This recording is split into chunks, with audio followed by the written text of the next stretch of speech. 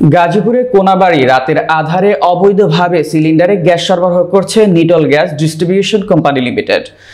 গাজীপুর মহানগর প্রতিনিধি মোহাম্মদ দেলোয়ার হোসেনের ভিডিও তথ্যচিত্রে দেখুন বিস্তারিত।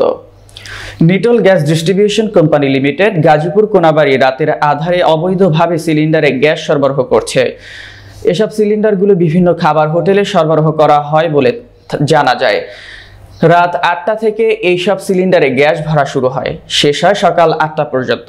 স্থানীয় সূত্রে জানা গেছে, নিটল টাটা গ্যাস পাম্প থেকে নিয়মিতভাবে সিএনজি সরবরাহের বদলে অবৈধ উপায়ে গ্যাস সিলিন্ডারে ভরে বেশি দামে বিক্রি করা হচ্ছে। একজন সিএনজি চালক ক্ষোভ প্রকাশ করে বলেন, আমরা গ্যাস নিতে এসে ঘন্টার পর ঘন্টা অপেক্ষা করি, কিন্তু গ্যাস পাই না, অথচ এখানে অবৈধভাবে সিলিন্ডারে গ্যাস ভরে বাইরে বিক্রি করা হচ্ছে। প্রশাসন কিছু বলছে না, তাই এরা যা খুশি তাই করছে। প্রশাসন নীরব, পুলিশের সাড়া নেই, পুলিশের মদদেই চলছে অবৈধ গ্যাস ব্যবসা। স্থানীয়দের অভিযোগ, আইনশৃঙ্খলা বাহিনী যদি ব্যবস্থা নিত তাহলে এভাবে দিনের পর দিন অবৈধভাবে গ্যাস বিক্রি সম্ভব হতো না। বরং পুলিশের নিষ্ক্রিয়তা দেখে বোঝা যাচ্ছে তারা কোনো না কোনোভাবে এই ব্যবসার সঙ্গে লিয়াজি করে চলছেন। দ্রুত ব্যবস্থা না নিলে বড় বিপর্যয়ের শঙ্কা।